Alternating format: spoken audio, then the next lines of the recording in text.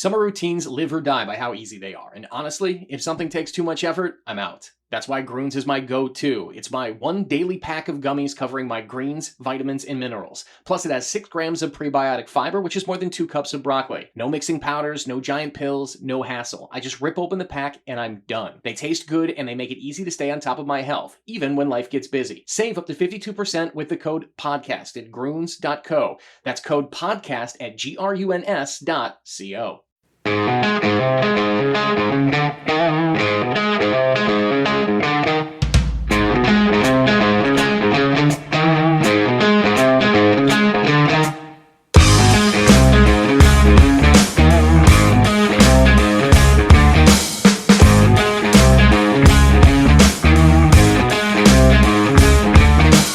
Welcome back to Wooden Sticks. I'm the host, Kevin Gorg, where we always try to schedule wonderful guests and have fun hockey conversation here, even in the summertime. Hockey season never slows down. The Stanley Cup in full swing right now with, as we record this, middle of the week, Florida Panthers have a commanding 2-0 lead on the Edmonton Oilers. And still here in Minnesota, we're celebrating the Walter Cup championship on the women's side for Minnesota in the PWHL. And today's guest, front and center, the first pick in the draft last year for Minnesota was Taylor Heise, former Patty Kazmaier Award winner, which is the Hobie Baker in women's college hockey.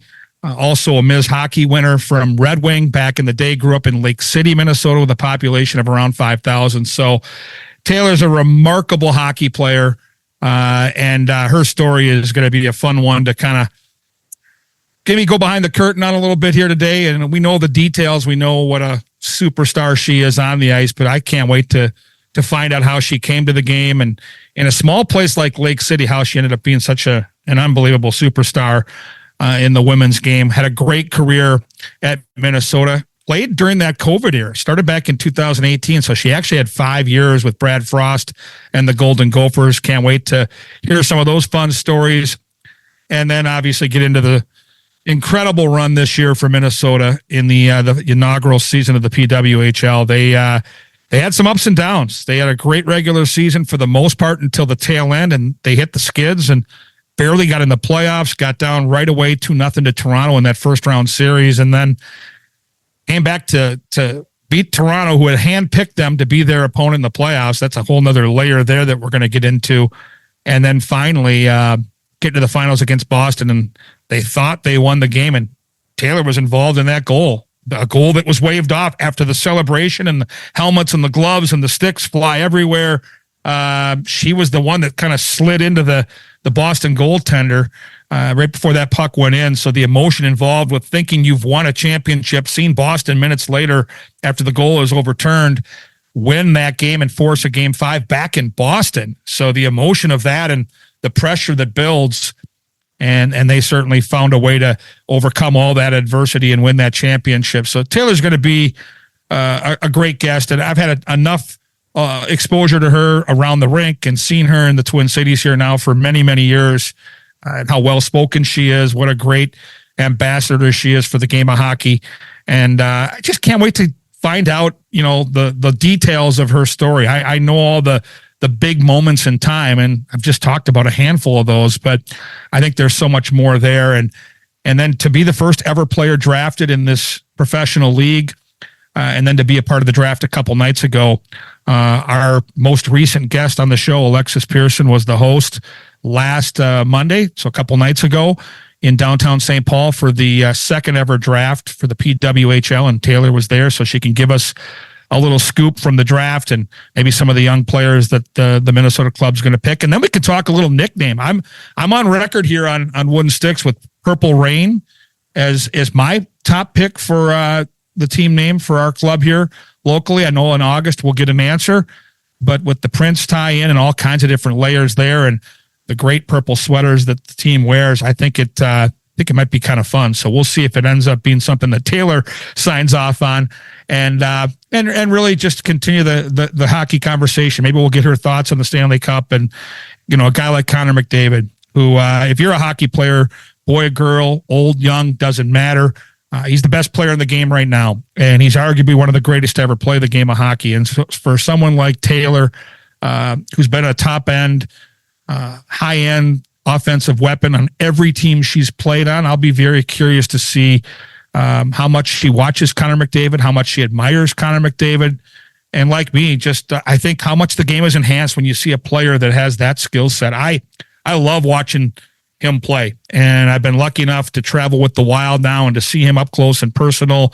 I've been to morning skates and watched the details that he brings to the rink every day, even on a game day practice, how much he works on his craft. And for me, and Mike Modano and I had this conversation about a month ago, he's as fast a player as I've seen in the game today when he gets the puck. I think all players have speed, right? If you're a top-end player like McDavid played on the first line of a cup contender like the Oilers, you're going to play the game with speed. But a lot of times when the puck gets up on your stick, the game slows down, specifically with a player with the puck. But it is not the case with McDavid. He actually seems to be faster with the puck. Mike Modano had that skill set as well. So I'll be very curious to see what Taylor has to say on that. And then just to, find out where this league is headed. I think, year one, we're all very excited about the attendance records and the following that the PWHL has created. And, I think Taylor's still old enough to know that this wasn't always the case, that we always didn't have such a wonderful landing place for girls hockey and a place for youngsters to kind of idolize and look up to and aim like we've had forever on the boys' side. And so for a high school hockey player at Red Wing back, talking 2013, 14, that era, maybe what her thoughts were at the time and maybe how that maybe has changed for high school players now that they have such a lofty goal, such a wonderful place if they're a superstar player to end up at one point, and then to have a league where everybody's focused on one league. We're not watering things down, playing in multiple leagues, and her thoughts and all that. So there's a lot of layers to the conversation today, and it's going to be fun to connect with Taylor Heise. A lot of fun this summer here on the show. I'd love you to ping me on social media. If you want to get me on X, formerly known as Twitter, it's at Gorgamatic21. And if you've got a request for a guest, someone you think would be great to connect with, we try to look for players, men and women, that have a tie to Minnesota hockey. They can be current players. They can be former players, coaches, managers. Ping me at Gorgamatic21 on X, and I'll try to get to as many of those as possible and find a way to get some of those guests lined up here this summer.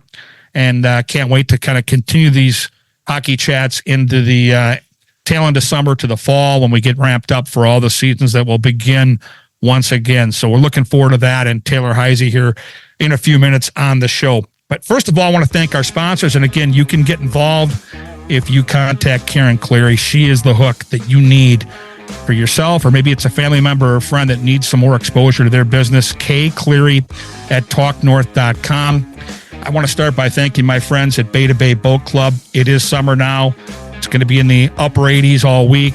It's going to be awesome to be out on the water, and you can do that. It's the country club boating experience you've always wanted without all the work that goes into it.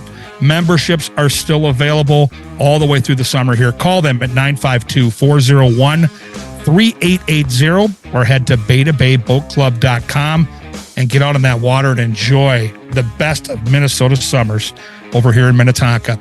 And folks, you all know about our connection with the Freemasons. You think of the secret handshakes or the unusual hats and those fun pancake breakfasts. But Minnesota Masonic Charities would prefer that you think about the work that they do here in our community. Places like the Masonic Cancer Center at the U of M, or the Masonic Children's Hospital, and of course the Masonic Home over in Bloomington. They're just a few examples of the important work that Freemasons support in Minnesota. As part of the largest fraternal organization in the world, Masons have constantly and consistently answered the call when it comes to charitable needs. So happy that Minnesota Masonic Charities has chosen Wooden Sticks as a platform to spread their great word, and can't wait to hear all the great activities they have coming up here later in the summer and into the fall. As I mentioned at the top of the show, here on Wooden Sticks today, a champion, a leader, a superstar, homegrown right here from Lake City, Minnesota, through Red Wing, up to the U of M, and now in St. Paul, starring for the Minnesota team in the PWHL. After this quick break, we get to Taylor Heise here today on Wooden Sticks.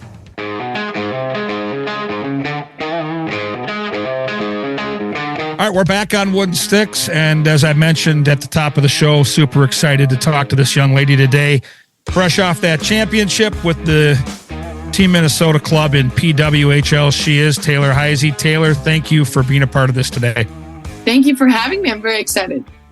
Well, it's been a whirlwind, and I got to tell you, I was at Game 3 on that Friday night in that championship series, and I was walking into the building not knowing what to expect. About 5 minutes in front of puck drop, the Timberwolves were having that incredible run through the playoffs. They had a home game. It was a beautiful summer night. The Twins were at home at their ballpark, and I really was overwhelmed by the amount of people and the atmosphere in that building. I just think year number one, not knowing what we were getting into, I don't know, 6, 7, 8 months ago, what's it feel like to be a part of such an incredible experience for not just your team, but for this league?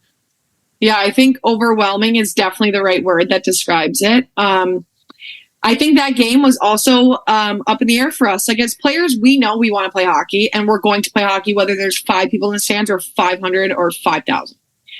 So for us, we think about it before games. Well, sometimes as a team, guess how many people we think are going to be there. And with the Timberwolves on such a hot run, obviously I'm a big Timberwolves fan too. Obviously you got to pick and choose. But I think for our fan base and for this state of hockey, we never really have to have a worry that we're not going to have people in the stands. And for all of the playoff games that we had, even considering that we went 0-2 in some of them and 0-1 to start, and then we had a 6-game losing streak right before playoffs, our fans were insane. And to be a part of such an unreal organization, as well as, being a part of such an unreal team and group, we ended up coming together at the right time. And honestly, I think that's what hockey's about. When we lost 6 games in a row, 5 or 6, however many it was, it's actually really hard to do that in hockey. When you bet on a team, I think that's actually very talented. Losing 5 games in a row is really hard. So for us, when we did that, I think we learned a lot from it. And I honestly think that's part of the reason why we ended up winning. And let's go back to that streak, because I followed your season from afar, but as close as I could. And you guys were one of the best teams in the league throughout most of the regular season. And it was bizarre because in the final couple weeks, you guys either hit the wall or something was lost, right? And you guys couldn't do anything right. And you barely got into the playoffs. At that point, what do you think happened to your club?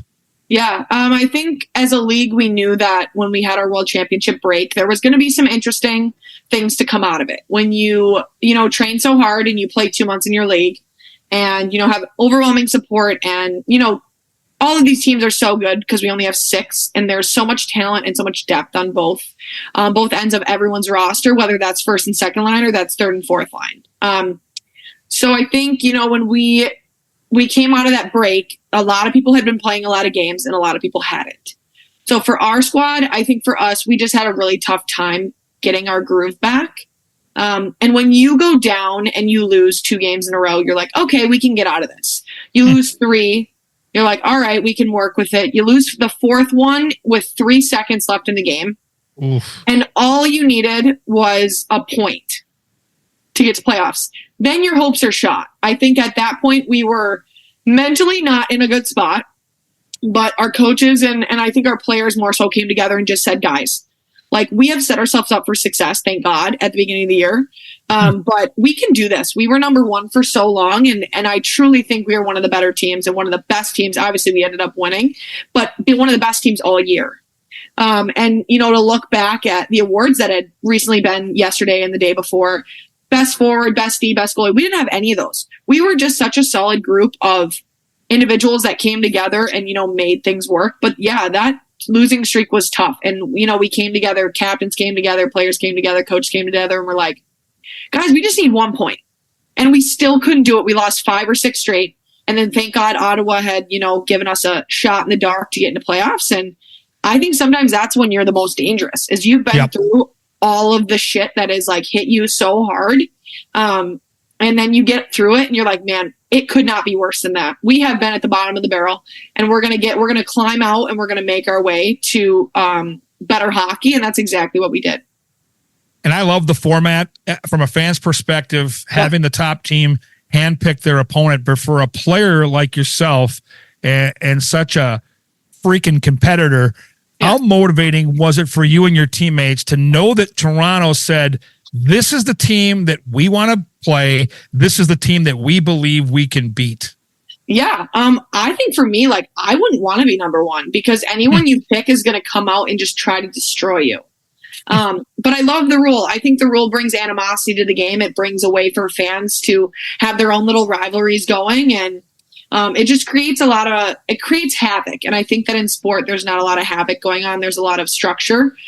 So when havoc comes around, people kind of go nuts. And for us, like, we, as a group, I think you can say, yeah, we did so bad that they had to pick us, but honestly, they didn't. Like, as much as they couldn't pick number 2 Montreal, which they couldn't because of the rule, I would have picked Montreal even over us because we beat them more times than Montreal did. Like, they were like 4-0 against Montreal in the year. And obviously you can't pick them because they were number 2. But I think for me, like you said, I'm a competitor and it's going to piss me off if you decide that you think you're going to beat my team and my group and all that. But I think we came out, and even after being down 0-2, I told the group, I was like, guys, we're playing with house money now. Like, this is just us playing hockey, and we should just go out and have fun because they got everything to lose and we got nothing to lose. Because people thought we were going to get swept. So if we can take a game here, we can continue playing and we can continue being a part of this group. And the biggest thing is you're never going to have the same squad year after year. So it's fun to put into perspective to everyone that, like, not everyone's going to be here next year, so we might as well go out with a bang. You get down 2-0, as you mentioned, just winning a game, getting back home and winning a game to settle things down, and knowing you hadn't won for a while. How much did that galvanize your team psychologically? Yeah, I think more so we hadn't scored a goal in a long time. And we obviously scored one in Toronto. We finally got the monkey off our back. But I remember at home, I think it was Maggie Flaherty scored, and our bench went nuts. I think we just had, like, tied the game. And that was our first goal, like, in ages, it felt like. So we were going crazy. We're like, guys, we can do this. And then the floodgates opened, and, everything started to go the way that it should have. And I think we just needed a little bit of help from the puck, just going in the back of the net. And it's not to say we weren't doing the right things and making the right plays. It's just a post here, somehow a goalie stopping this one, it hitting someone's skate and going in the net for our team. Like, that was just the luck we had been having. And in sports, it can't last that long as much as people think, like, crazy things happen often. Like, the game is a game of structure. And like I said, so for us, we just knew we're like, once it happens, the floodgates are going to open and we're going to go crazy. And that's kind of how it ended up being. So it was cool. Yeah, you guys ride that momentum, come back, beat Toronto in 5 games. And then let's get to the Walter Cup finals, because there's so many different questions I have about the championship series. I mentioned I was at game 3. Game 4 is the game, I think, for everybody in Minnesota. Like, listen, I'm a lot older than you, but to be a Minnesota sports fan, you have to understand that adds up.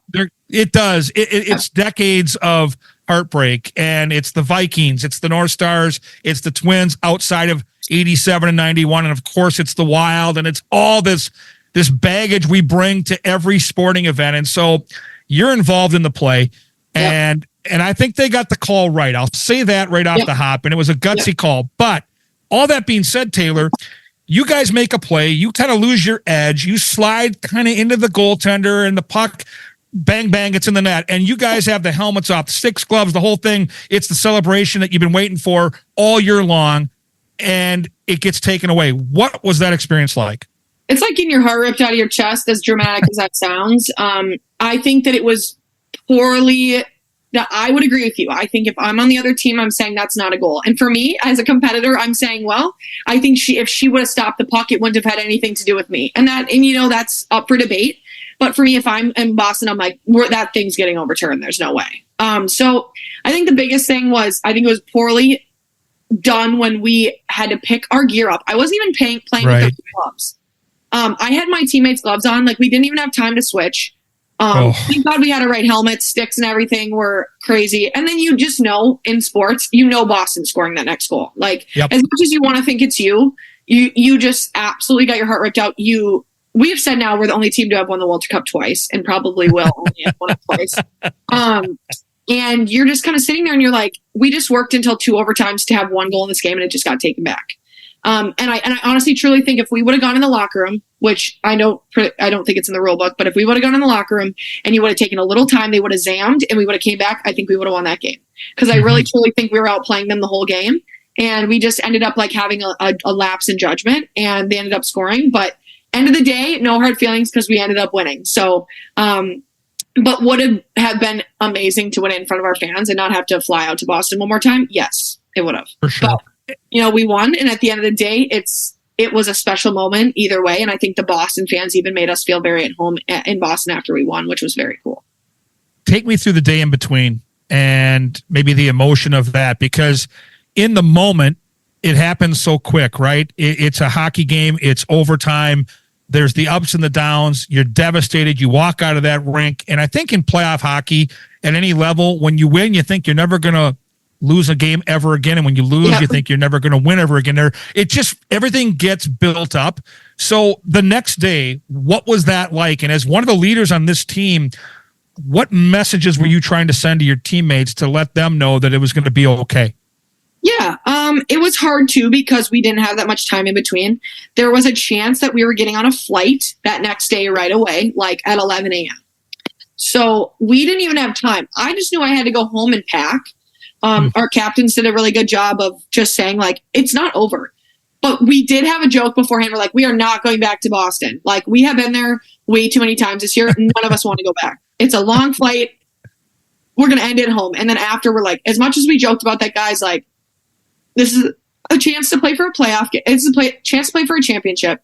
And anywhere we're going to do it, we just want to win. So sure, just get yourselves ready.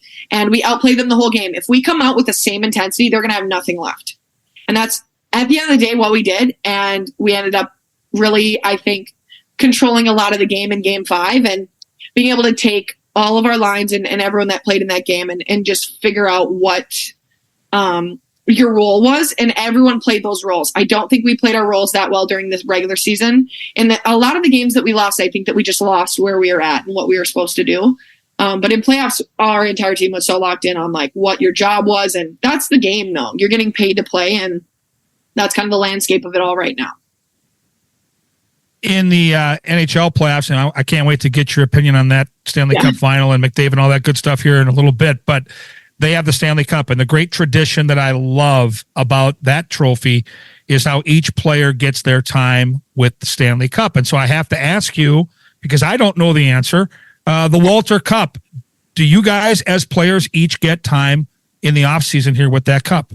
I kind of figured this would be a question, and for my thoughts, I think it should be absolutely yes. I don't think that it would be that big of a deal, especially since a lot of us are from Minnesota, but I sadly don't think that that's the case. Really? I know Lake City would eat it up and I would have the best time and bringing it home to show all the people that have supported me for so long, what all that hard work and support led to. But I don't think that that's the case right now. And I don't know if that's going to change maybe middle of summer. But we did a number on the cup with some alcoholic drinks and things. So they have to go send it back to Tiffany to have it be professionally cleaned. So I'm not sure if it's going to come back or what, but that's actually something that I can ask someone who that's above my pay grade, I guess. Well, you were the playoff MVP. That's extraordinary. And let's go back to September, back 7, 8, 9 months ago, and the first draft.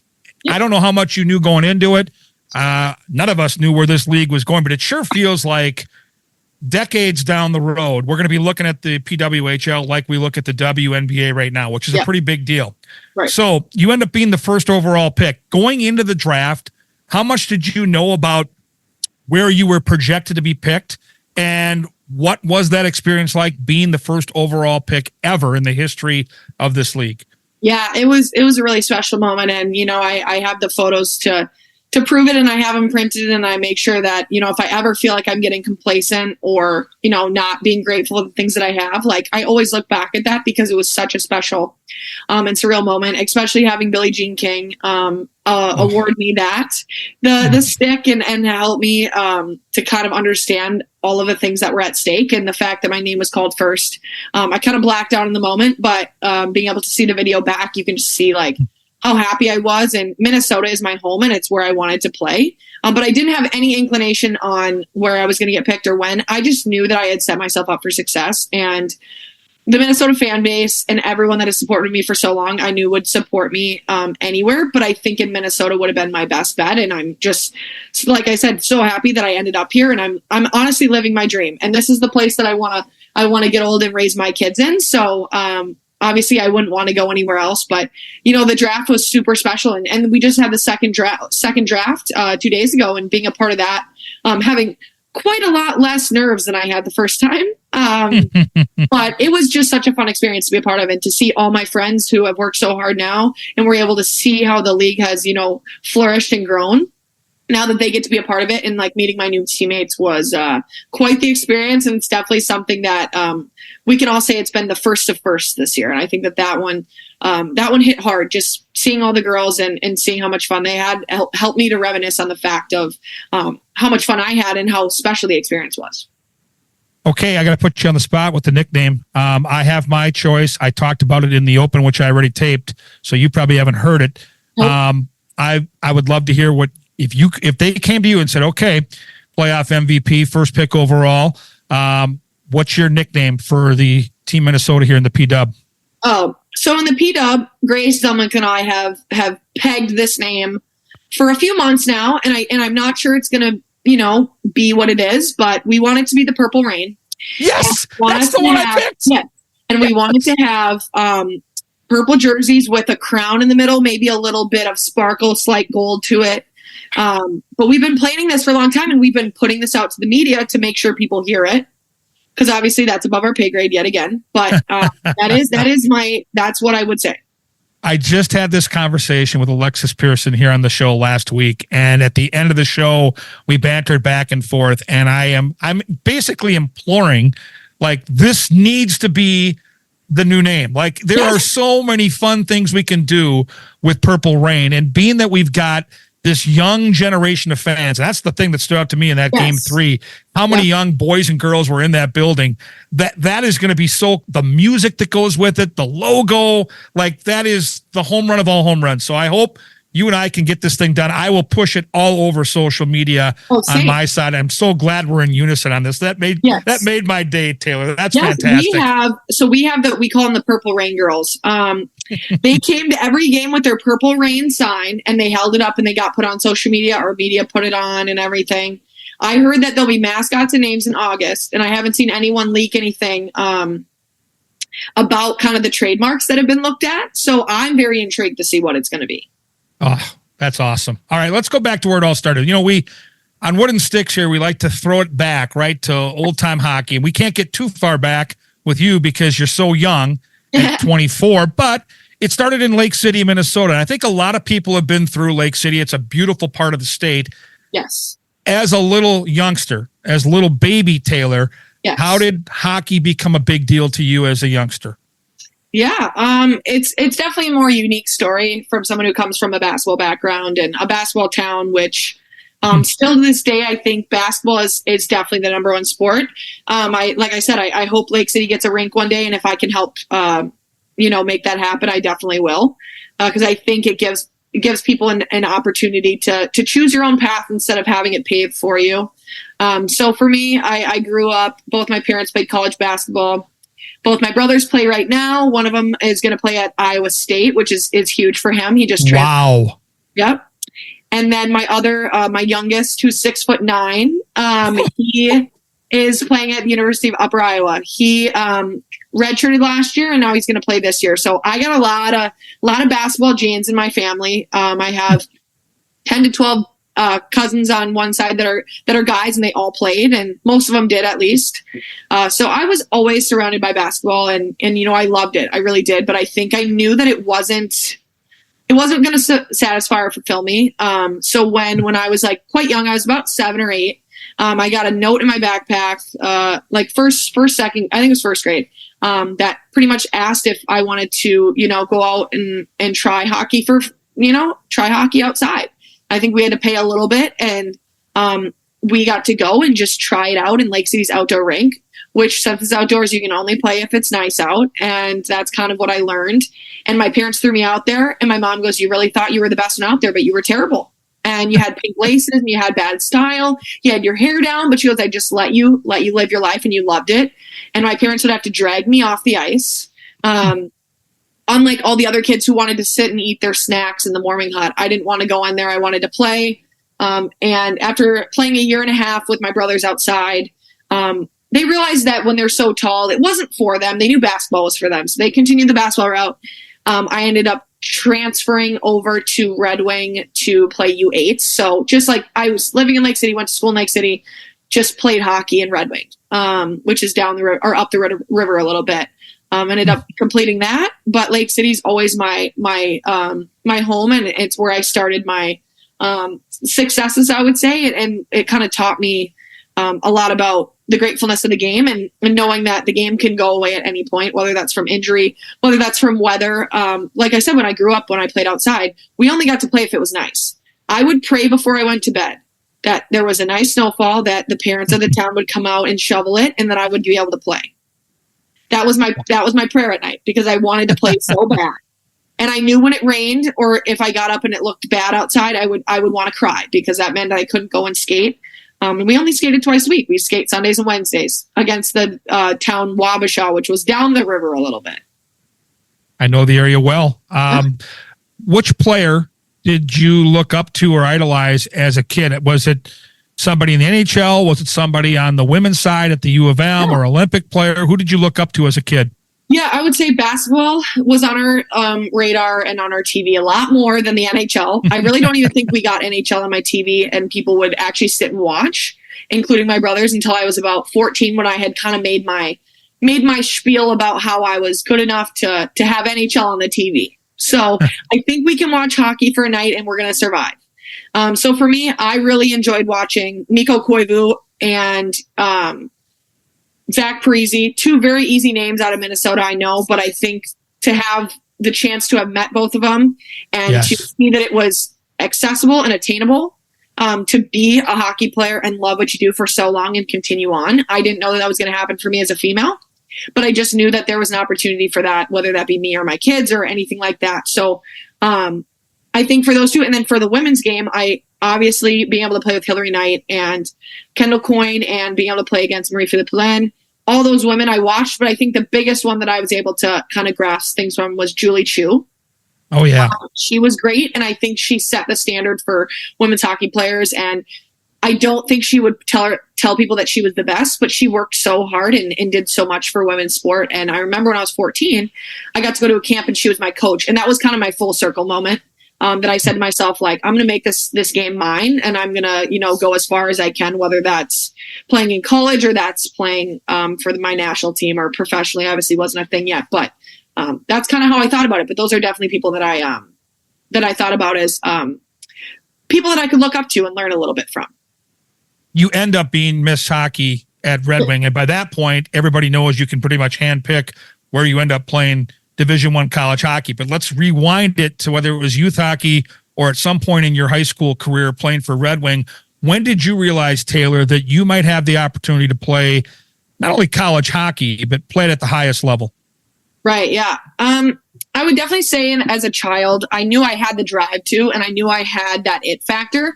But like to not be burnt out and to not, I would say like get sick of it. And for the amount of hours that I put in, I was doing 3-4 hours a day. I loved it. And if, when you're a kid, if your parents tell you to do something, you're not going to do it.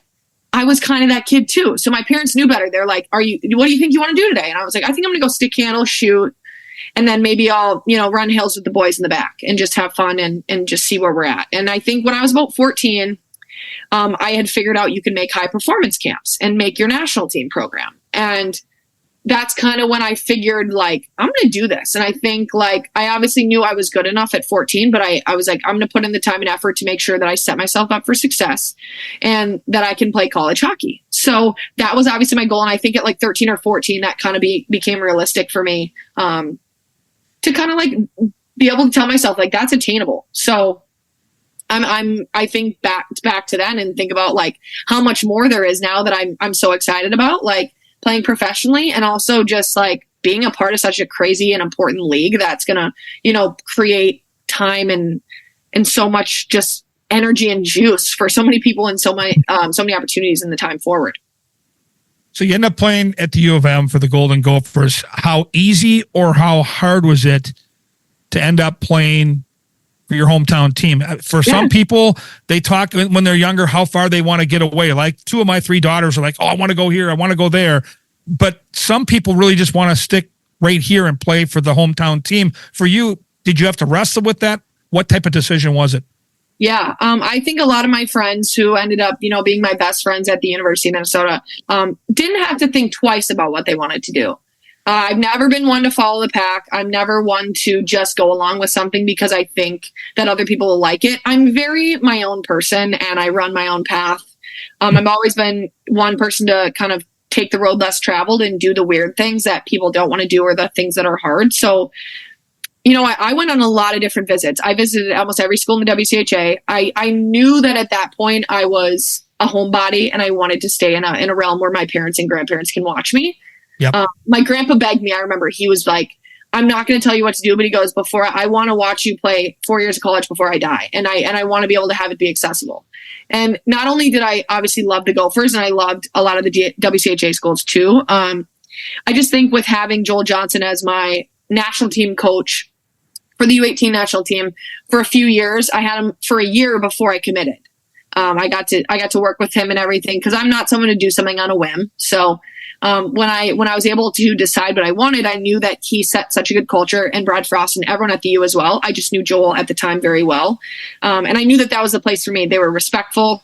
Hockey was something you did. It's not who you are. And I think that that's a huge part of things that I think kids can get lost in. The accolades and all that are all cool, but when you go home, can you still love what you do if you came home and you broke your leg and you couldn't play hockey anymore? And my parents made that very clear to me. They're like, if you go to school and the first thing you do is you trip or something and you tear or break something and you can't play, are you still going to want to go there? And I would have said yes. And I to this day think the University of Minnesota was an amazing experience, and I wouldn't have given up my 5 years for the world. So I think I was a little bit different than most people, and I looked a lot of different places, but ended up settling in my home city, I would say. And it wasn't hard. I don't feel like I had a lot of pressure. I felt like I just had a lot of opportunity to grow. And I really, truly think the University of Minnesota and the Gopher program helped me to do that. That's fabulous. And I've known Brad Frost and that coaching staff for many, many years, going back to when I was the St. Thomas women's coach for a decade. And just first-class operation, good human beings, run the program the right way. And it seems like you guys, for sure, because of the success the program has had, play with a target on your back. But I have to think, Taylor, that helped you guys elevate your game, because no matter who Minnesota was playing when you were there, you were going to get the opposition's very best game. Exactly right. We got everyone's best game all the time. And sometimes as a player, you want to have that poor me attitude and say, oh, they just crapped the bed against so-and-so 3 games in a row, but they're going to come to us and they're going to try to, obviously do their best. It happened all the time to us. Like, we would be playing a team who has been doing terrible for a whole week or 2 weeks in a row. And then they'll come and they'll give us their absolute best game because they want to beat us. And a lot of that stemmed from the fact that a lot of Minnesota-born players weren't able to play for the Gophers. You have to be the best of the best to play for us. And, and sometimes things don't work out. So every other Minnesota-born player that wasn't on our team would just want to just prove that they should have been on that team, that they worked hard enough, that they're good enough. So we always got everyone's best game. But for me, I always knew that I was going to be good enough to help our team win almost every game if everyone else could come out and give their best. But I was blessed to have so many amazing players surrounding me and people that I was able to learn from. Coaching staffs that believed in us. Obviously never got a ring, never won a national title, but got really close. And honestly, the teams that win the national titles, they're not going to tell you that the score was 3-2 in the national title game against so-and-so. They're going to tell you about what they did afterwards, what their team did on the bus rides. Like, yes, all those fun little cliches that even as a competitor for me, I could probably tell you what the score was when we played Wisconsin 3 years ago on October 7th, but I'm still able to recollect more about the times that we had and the fun times that I was able to learn more about myself and kind of dig deeper into how like mental health and how your mental well-being comes into play when it comes to being a competitor and being an athlete, and kind of giving yourself some grace that, as much as you want to be your best all the time, that's just simply not how it works. and taking care of yourself and your mental health and the people around you and surrounding yourself with the right people. That honestly means a lot too.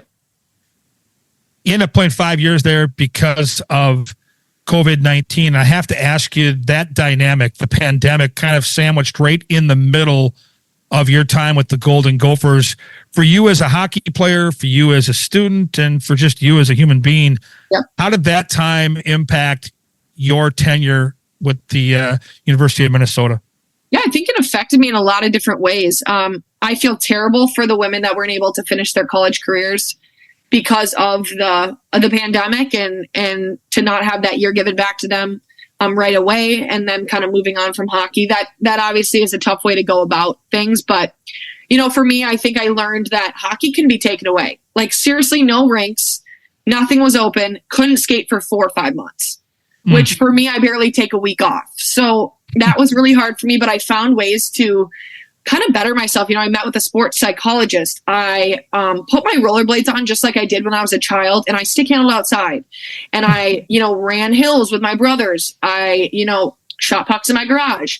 And then I just was able to watch more of the game, watch past NHL games, watch my past games. And just seeing that hockey can be done. And for me, it was a really hard reality of what would I do if that were the case? And I really think it helped me to think about it and to find my passions in life and to dig deeper into my educational passions and just seeing what I would potentially do. But to have that 5th year with my best friends, which sometimes it's hard. I get it. You're 24 or 23 with 18-year-olds on your team, and it's kind of hard to find that middle ground. But I think my class and my grade did a really great job of trying to bridge that gap and make sure everyone felt loved and supported. But to have another year in college, I think anyone would want that, whether or not you're an athlete or not. So I feel super blessed to have spent an extra year at the University of Minnesota and just to have all my, hockey, I would say friendships, as well as friendships outside of hockey, just flourish in that amount of time too. Because you're growing up, and to finally be in college and for me to realize how special an extra year is, I think I'm glad that I was old enough and wise enough to figure that out. It's funny, though, you mentioned the greatest silver lining of all, and the pandemic sucked, and so many people were affected with their health and their families and all that tragedy. But aside from that, appreciating what you have when sports was shut down, my whole life, whether it's broadcasting the Wild in the winter or working out at Canterbury Park in the summer, it was gone. And you learn this can be taken away, and this is something you cherish, just like you being a hockey player. And then when you come back, how much more you appreciate just having that. And now as I look back, I enjoy everything I do in my career and in my daily activities so much more, even going to the movie theater, which I do 2 or 3 times a week because I'm a movieaholic, but that again was taken away. So here we are. The Walter Cup has been decided, the playoff MVP, the new draft, all that good stuff. Have you had any time to dive into the NHL playoffs? Have you watched some of the playoffs and or the Stanley Cup finals, or have you been too locked in on what you're doing with your team? Yeah, I think after our days of partying and having a good time when we got back, I've definitely been able to tune in a little bit. I went to Florida for a little bit with my mom, but me and my family love watching the NHL playoffs. My dad will send me, every nasty thing that McDavid's ever done is in me and his text string. My boyfriend and I will watch it when he's a basketball fiend. So when the NBA finals are not on, we do a little bit of both. We watch a little bit of both, but I'm a huge fan of McDavid, and, I love Matthew Tkachuk too. So going between the two and watching playoff hockey and truly being able to say that I've done it and I've played it and been in series of best of 5, best of whatever, best of 7, whatever it is, how different the game is and how much big players step up in big moments. For me, being able to see my favorite players, Austin Matthews, Connor McDavid, literally anyone, David Pastrnak, all these people who have stepped up and done what they need to do, but then only certain ones of them succeed. So I've learned so much from watching the playoffs, and it's been so cool to see which teams, stand out, which teams have, the playoff not luck is what I call it. You think you have the playoff luck, but then again, you don't. So it's been awesome to see. And playoff hockey is one of a kind for sure. And I love watching McDavid. I think as a sports fan, I always migrate to the very best players, and I'm in awe of what they can do. And I just think Taylor, watching what he can do with the puck, how he can actually speed up his skating when he controls the puck and still make these incredible plays. We don't get to see him enough because of where he plays, but I love that he's on this stage right now. I would agree. He's a special player in the sense that he can make things work out of nothing. I call him the magician. I've always called him that. I think it's a very fair way to put what he does, but it's not magic because he's worked so hard for it. And he's done so much work and all the behind the scenes things. But for him, he can create space for himself and for his teammates through a small move. His deception skills are insane. And you can just tell when he comes up the ice, people freak out. And he will tell if you're a defender and he's coming up the ice on you and he makes a move to the inside and he sees you cross, he has you beat already. He's so intellectual and has all of those, things that every one of us hockey players wants. I pride myself on the playmaking ability that I have, but for him, he does such a good job, and he does, he balances that line between him taking a lot of the time and space for himself, but he puts a lot more for his teammates too. Like he's a multifaceted player. Do you ever down the road, and I know we're many, many years away from you being retired from playing the game, but just because you're so engaging in situations like this, and I knew before we did the podcast today how good you'd be in this format, but you have the gift. Is that something down the road? Because I know you mentioned your boyfriend, and I've done a podcast with Parker recently on the Kindness Chronicles, and he, like you, is just such an engaging young man. Do you ever have that in the back of your mind as something down the road you get into? Broadcasting or coaching? Which one? Yeah, broadcasting, I think, is what I'm thinking. I mean, coaching's a no-brainer. Yeah, right. I think for me, we'll start with the coaching realm of things. I love individual skills. That's where I thrive. And I think for me, I have a very cutthroat mentality. And if you're not in that realm of wanting to compete and wanting to do things, my time is wasted if you're not doing what I need you to do. So for me, I love the individual skills aspect. I coach some young girls in the summer. Take some time out of my day to do it. I just feel like it's good for me to think a certain way and to see things from a different perspective. And I think from the broadcasting sense of things, absolutely. I think that could be something that, I could dive into. I know Parker loves it. He works for K-Fan right now and literally could live or die by the Timberwolves. So he loves doing it and he enjoys the heck out of it. So for me, obviously I want to continue playing for a while here until my, until things either don't work out or my body can't get out of bed anymore. So we'll see when that happens. But yes, obviously that's something I've thought about and something that some people have pushed at me a little bit just because I feel like I'm well-spoken and can, speak through a lot of different aspects of different things. So that's definitely on my radar. But I'm hoping hockey lasts me for a little bit while longer.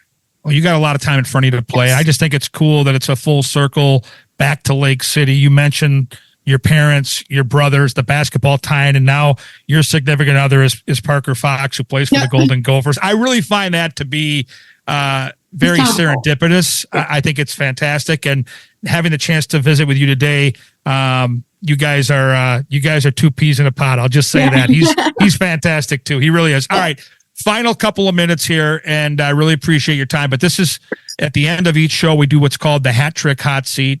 It sounds very daunting. The questions are really simple, and we're going to just find out a little bit more about you, maybe away from the rink. So here we go. Taylor Heise on the Hat Trick Hot Seat. Your very favorite vacation spot you've ever been to? So I actually went to Hawaii, but not for vacation, really. My brother was playing in a basketball tournament. So it was a vacation for me, but I think Hawaii is definitely one of my favorite places I've been. It's like in the movies. Like when you get there, you're like, it's supposed to look like this, and it looks exactly the way that you thought. So I've never been. It's on my list. I have to get there. You have to. And I just stayed in Waikiki Beach, which is one of the most, I would say, touristy places, but super fun. And I'm someone who thrives in the sun. I love to be outdoors. So it was quite the experience. I mentioned I'm a big movie guy, so I have to ask. And you probably don't love movies like I do because I'm obsessed, but if you had to pick one as your all-time favorite movie, maybe just a movie where you're stressed out, like late in the regular season this year where the team's not doing what you want the team to do and you need 2 hours of a mental vacation, what is your favorite movie to pop in and watch? Yeah, so for me, I'm more of a TV show girl. Like I like the longer, like I watched all of Grey's Anatomy, almost all of it, because there's literally like so many seasons of it. I watched all of Suits. I'm watching White Collar right now. But for me, if I'm going to wind down at night, I'll have a bag of popcorn, maybe some fruit, and just watch a rom-com. Like I just feel like it calms me down, and it just kind of brings that, like you said, kind of serendipitous, like fun aspect back to it. And I've just always been someone to watch rom-coms. I'm not more of a like scary type of girl. I just feel like I like to be in like a normal situation and just kind of see that. So I feel like that's kind of my favorite. Have you ever seen the movie Notting Hill? No. Okay. I knew you're too young, and I get that. But put that on your short list of rom-coms to watch. Julia Roberts, spectacular in this movie. Hugh Grant, so well cast in this movie. So Notting Hill on your short list. Now, if you and Parker have a big date night coming up and he says, any place in the Twin Cities for this special dinner for us two tonight, you get to pick the spot. Oh. Taylor, what's the spot? Gosh, there's just so many. I actually went to the Butcher and the Boar last night, and it was unreal. Love that place. I've never been there before. That's down in Minneapolis. I also love a good burger. So anywhere that I can get a good burger, Red Cow's great. I also love Manny's. We went there, I think it was for my birthday. So we went there for my birthday, and it's, such a fun little place to be, but it's like, you can tell it's more on the spendy side. So those three are definitely on the top for me. Yeah, Manny's to me is a real treat. I don't get there often enough, but there's always so much food, so you get to have the leftovers and bring those home. And burgers, I tell you what, Red Cow is an easy one. Yes. The Lion's Tap down way near Shakopee, just outside of Eden Prairie on Flying Cloud Drive. Yep. If you haven't been to Lion's Tap, that place is great. But yeah, those are some of the better burger spots in town, and you can't go wrong. So you just, and again, if you get down southern Minnesota, of course, you got to go to Rochester. You got to go to Newt's. Oh, I've been there. I have been there. Yep. So super very good. Yes. Well, hey, so much congratulations for you for so many different things. But bottom line is, I was so proud just standing in that arena, game 3, with my background, number one, having 3 daughters, but, coaching for 10 years in women's hockey back in 98 through 2007 and seeing where the game was at that time, which was in a good place, but to see where it is now, I got to tell you, what you guys are doing, it is so awesome. And that building that night, I had more fun just sitting back watching a game of hockey, and that Minnesota, the kids were chanting the entire game, was ringing in my ears on the way to my car after, and I just had the biggest smile on my face. Congrats. You've done so many good things for the game. Keep doing it, Taylor, and I really appreciate your time today on Wooden Sticks. Thank you so much. I had a great time. That's Taylor Heise, and we'll wrap up the show after this quick break right here on the Sticks.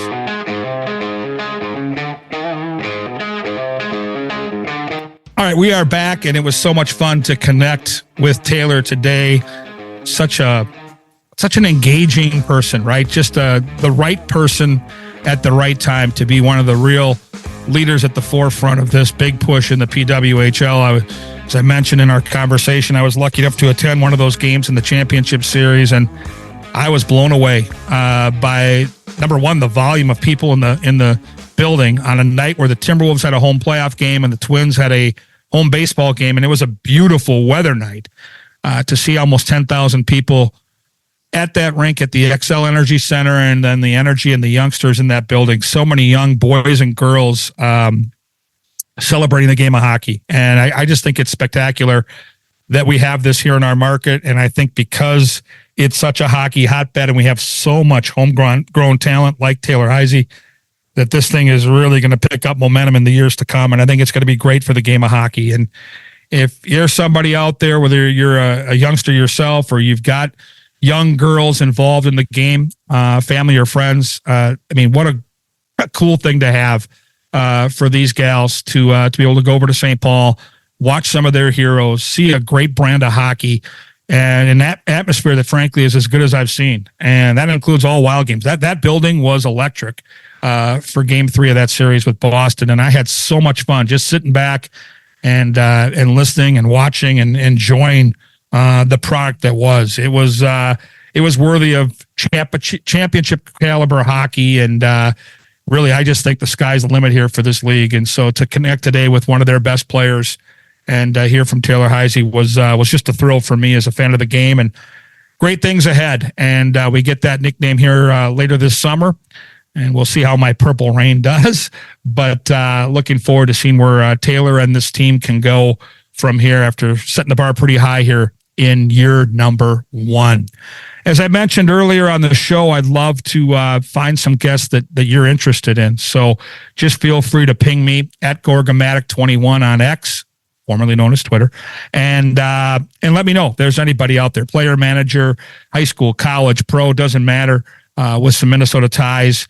We're going to try to get more involved on the high school side of things when we get closer to the fall, but there's always a chance to maybe reconnect this summer with some friends. I'm going to try to get Darby Hendrickson on the show, certainly a transitional point in his career after so many wonderful years with the Minnesota Wild. It's tough to see him go, but he's on the short list of somebody I want to connect with here this summer, along with Andrew Brunette, another former Wild member who's doing great things as the head coach of the Nashville Predators. I had a conversation with Bruno a few months ago when the Wild were visiting the Predators late in the regular season.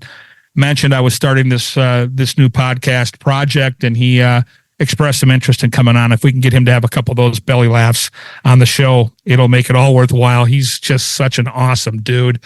And don't forget Dean Evison, and maybe he'll be one of the markers to get the job in San Jose, which as we sit here now has still not been filled. I keep watching all of these vacancies and wondering how these teams can overlook a guy of Dean's caliber, but I did have a conversation with Dean a little while back, and he is interested as well in coming on the show. So those are just a few of the guests that I've got on my short list in front of me right now. And again, I'd love to hear from you along the way. Thank you again to the folks from the Minnesota Masons. The Masonic charities in town are just so valuable, and it's so great to have them on board. And of course, Beta Bay Boat Club.